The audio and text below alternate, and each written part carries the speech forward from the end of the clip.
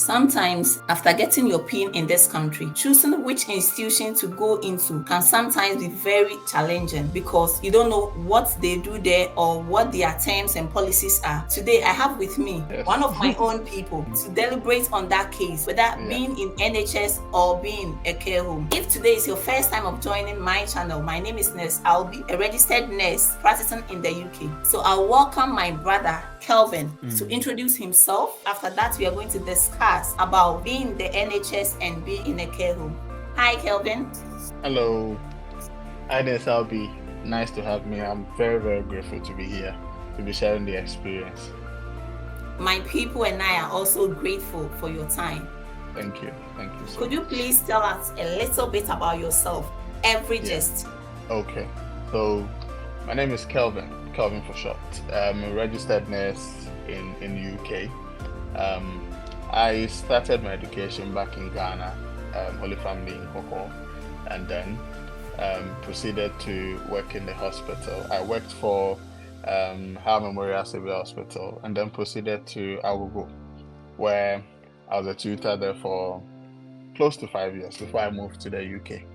So in the UK, as a registered nurse, I've been able to have a taste of both sides, being the care home and then in the NHS. So basically that's me. I'm a family man as well.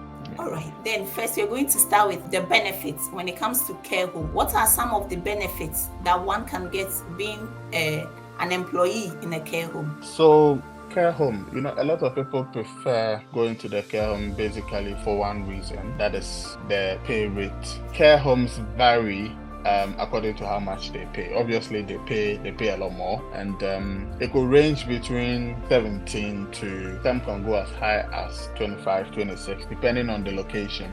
Okay. And so that is one key thing. And with a care home, the duration also varies. I mean, how much hours you need to give in. So you're likely to work between 37 to 48 hours in a week. So that is also there. It makes the money go up for you, and because it's a fixed rate, you're able to get a bit more. Even though you pay your dues to HMRC, you end up getting a lot more than the other side. Also, with a care home, some of them are quite relaxed in case of the workload. It's not always that you would have a packed day. Most of the time you are likely to have just a normal day. So you end up doing one thing at a time, one thing almost all throughout. You'll be serving orals throughout. So it makes the work more like a routine rather than you having to crack your brain and then move about and all of that. So it becomes a routine whereby when you get the routine, it goes very smoothly for you. Sometimes it doesn't work, but sometimes, most of the time, it does work. So, and if you're lucky, you always work with almost the same team on your floor, almost the same team. So you get to know each other very well. You more like form a family. So you are able to assist them, or they're able to assist you, comply with you, know where to come in and where not to, and how to assist you, make the work go on smoothly for you. So these are some of the few benefits. Some of them too have these pension schemes that are quite okay. If you're able to manage it well, it goes in a long way to help you and all of that. Some also have career progressions where they help you build yourself, where you can grow to become any of the care home managers. It would probably not be that branch where you're working in. It could be any of the other branches. That's it. Okay, thank you. So when it comes to the NHS, can you talk a little about it for us? Okay, so with the NHS too, it's a well-structured system with lots of bureaucracy, of course. And with the NHS, you get to take care of a fixed number of patients, usually not more than 10 when you go for day shifts. It depends from trust to trust. So averagely, you are likely to take care of about 7 patients because it ranges. Sometimes you take care of 6, sometimes you could even take care of 8, depending on where you are. So I would say averagely, you get to take care of just a few number of people, and there is also support from your bosses. They're able to support you, help you build yourself. So they support you with your competencies so that you'll be able to achieve each task as they come up. And whereby there is any situation where you cannot handle the situation, you have your bosses, the band 6s, or if there are band 7s available, who are likely to help. They will quickly come in, and then even your own colleagues who have the competencies can come in and then help you out. When you have any emergency, there are the acute care team. You just sound the alarm and quickly they'll be in there to also help you. It makes the work go quite smooth most of the time, not always, I would say, but it makes it go smooth. Yeah. Okay, with the NHS salary wise, can you talk something about it? Okay, so NHS salary wise, basically it is lesser compared to that of the care home. And in NHS, you get to work for about 37.5 hours a week. Okay, so that is your fixed rate. That's your fixed hours that you're supposed to work per week. However, there are other facilities whereby when you have what we call the overtime or what they call the bank, you have a bank shift. In some trusts, the bank shift is quite higher. For example, my trust, the bank shift is quite higher, especially if it is a Sunday or a Saturday. It's quite high, about double what you would probably get when you are having a normal weekday shift. Okay, so that is it. But there are other trusts where bank rates and normal rates are all the same. Almost the same. Okay, yeah. So it makes you picking a lot of shifts quite, in quote, not so sensible, because you could pick shifts, or you could join an agency whereby you can fill that gaps in there, and then earn some quick to kind of like complement what you've already earned in the NHS. Yeah, so pay wise, it's not so good compared to what you are likely to get in a care home. And like I also said, it depends on the location. For example, someone in London earns a bit more than someone who probably would be in somewhere, let's say Birmingham or Leicester or Gloucester, then the normal rate. Yeah. So this is a question. I really like this question. When it comes to bully, being an immigrant alone is a bully. So how do you speak about it when it comes to the NHS side? Bullying, to be very honest with you, it cuts across. Okay, especially when you're new in any of the sites. Right. I'll use myself as an example. I remember when I first got to the UK, the next day I was in a care home. So the next day I had to go to work without any formal training or whatever. I have to go and shadow. So I started as a care, but then I was shadowing other carers who were already in there. Now I got there and they were all white. None of them wanted to take me. No. None of them. I was the only black person in there. None of them wanted to take me. And I was just looking. So there was this one guy. He became he's now my closest, very, very, very close friend. Initially, it was like, but yeah, he agreed. I joined them. They weren't quite happy, but because I understood this is a new environment for me, and I just had to just focus on what's happening or what I'm doing. And some people wouldn't even help you. Some people might not even, they will just make you regret coming to work. But some people will make it quite easier for you. So like I said, probably they didn't know me, but as time went on, they got to know me. And that guy is still my close friend. We still link up on social media. He likes my pictures, my videos. I also like his. And but I remember going to New York. He gave me a few spots to go check it out, and I really loved it. So he's he's a very good person. He's a very, very good person. But because of I was new, and people don't know what you probably have in you. In terms of kind of become, and then fast forward when you become a nurse in a care home, and you are not relating to your carers quite well, they are likely to even bully you. Especially if you are, you're a foreigner, you come in there. Some of them would bully you. Some of them might think you are just coming in there to take their job, you're just there, you're incompetent and all of that. If they see anything, they wouldn't report to you. So in a long run, you are going to be in trouble, because you are supposed to have oversight of everybody. You are accountable to everything, including the carers. So if that kind of rapport is not there, they will gang against you and you're likely to be in trouble. Okay, some care home managers some care home managers are big time bullies. Some of them are also big time bullies.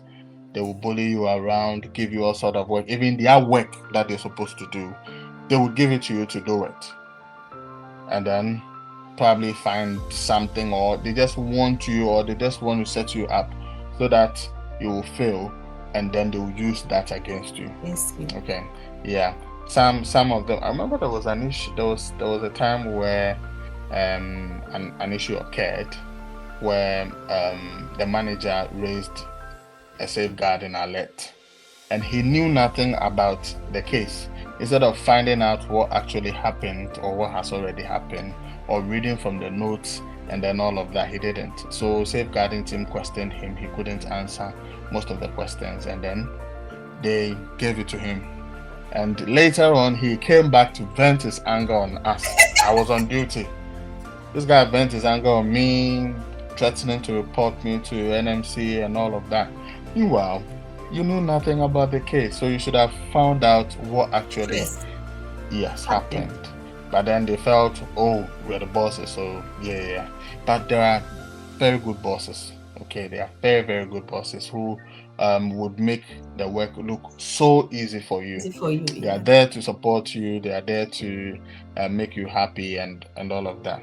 Can I go on to the other NHS. side? Yes. The NHS. Yes. So in NHS too, it does exist. Okay, nepotism, bullying, racism, they all exist. Yes, everything exists in there. Okay, so it's all depends on you, how you psych yourself up, and then there is this speak up thing on there whereby you feel if you feel something is wrong, you can talk to them, and then they'll say, I haven't talked to them before, but I try as much as possible just to watch my steps, because a number of times there are some people who have tried no results. Yes, there are some people who have tried. Me, anytime I see that, then I start thinking that my numbers and my days are numbered over there, so I should find my way out, or I should try looking for somewhere else to just push myself. Okay, so you trying to hit the bed with a stone, and then the bed is also looking for a new tree to perch on. So yeah, that is it. Some people would, instead of, in NHS it's bay by bay. So the bay is shared amongst the nurses present, and then the experienced ones usually have those bays that are we put the experienced ones in the bays that are a bit heavy or demand a lot of critical issues and all of that, and then those that are new or those that are less experienced would manage those bays that are not so heavy. But sometimes you get certain people who would actually allocate some staff who are not very competent. I wouldn't, sorry for the word, like not so experienced. Yes, not so experienced, and then they'll push them in there. Sometimes some people even cry. Okay, I mean, when I see that, I'll just be coming to you most often just to crack jokes and then all of that, just to make you feel comfortable. But then there are others that wouldn't even do that. Some people will intentionally put people they are very comfortable with close to them, and then they'll just, if they don't like you, they'll just give you those days that are so that is also there. Okay, that is, so it cuts across. However, there are other facilities, there are other NHS or care homes that are very sweet, that are very lovely, where some of my friends have shared their experience, and then they're loving it over there. Okay, so when we were talking, you said something like, with the NHS, they are well structured. Does that mean the care home are not structured? Oh, they also are. Okay, but with the NHS, there are a lot of bureaucracies. Okay, so the NHS has the band 5s. I mean, the nursing hierarchy. So you have the band 5s. So you might have a band 4 over there, band 5s, band 6s who might probably be coordinating the ward, or might be a few of them might, or one of them might be on the floor and all of that, and then the ward manager, and then the matron. So it is more like a bureaucratic ladder.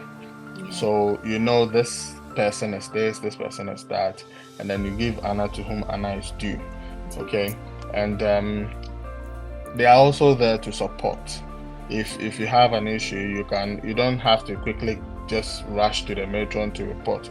You are likely not to even meet the matron. Meet them at all. Yes, you are likely not to meet the matron. Sometimes they're just busy up and about. Matron will be in a different office trying to sort out discharges in the various hospital, or in the hospital various departments, making sure that in the NHS it's more like put in and put out. So they're trying as much as possible to do efficiency. That is what I would say. Even though we try to be very effective on in the care that we give to all our patients. So that structure is there. So if you have an issue, you have to go to your coordinator.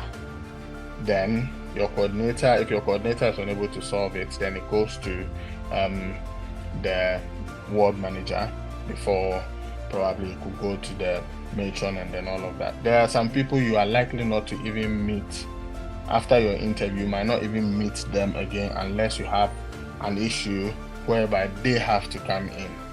So that is basically it. Me, those whom I had an interview with, I never met them. I don't even know where they are. So that is just their work. And also there's one key person that I forgot to add. That is the clinical nurse educator. So you're likely to have one on each floor. So we have a clinical nurse educator who sometimes, if he goes around helping people with their competencies, signing them off, making sure you have your competencies available, and then all of that. So that is there. But with the care homes, what happens is you're on your own. Okay, after you've passed your exams, you shadow, and then maybe you get a chance to attend one or two courses or workshops where they'll teach you a few things. You shadow, and then you're able to administer these tablets. You are on your own, so you are now going to manage the floor. So you're going to have a number of residents, all under your care, together with the carers, making sure that they are doing what they have to do. So it's more like if you have any issue, you can just jot down and go to the manager of the home, tell the manager whatever the issue is, and then you come back to your floor. So that kind of bureaucratic structure is more like simplified in the care home. Okay, but it's involve a national or nationwide staff. Then he will take it to the regional manager, the manager of that region, who will further escalate it to maybe then the board or whatever. So basically that is the structure that I was talking about. Okay. So if you are new today, if let's say I'm new and I've come to you, will you advise me which of this institution would you advise me to go for? So it depends. First of all, it depends on the experience of whoever is coming in and what the person wants to achieve. Okay, there are people who are the breadwinners in their family. So maybe you are the first person to travel from your family, and your family looks up to you to make it big so that you get something and come back home.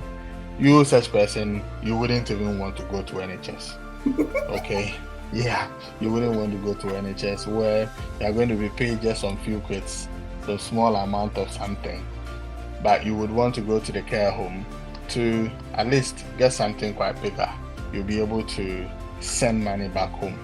Okay, if you are young, who is starting your career, or you are very young and vibrant, and then you don't have much experience, it is ideal that you first of all go to the NHS to build your confidence, and then gather a lot of competencies under your sleeves, and then be able to get get that, like I said, that experience and that confidence, and then you can either join an agency, upgrade, or you can go to the camp if you want to go to. But however, by the time you're able to stay in there and then work for like 3 years to be very to be experienced and then have those major competencies, you might be due for promotion, or you'll be able to probably apply to a higher band, and that higher band is likely to fetch you a bit more than you're likely to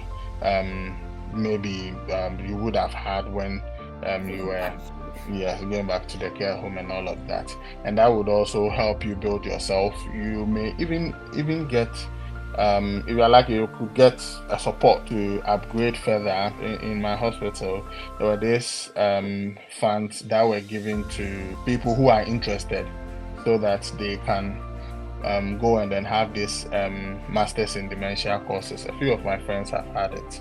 I think most of them have had it. So a few of these, my African brothers, have also been able to get those opportunities to go and then do that, and that is fully paid. So you're likely to get all those experience. But the thing is, you'll be getting the experience, but you might not get the money. Yeah. You might not get the money. So you can have it all.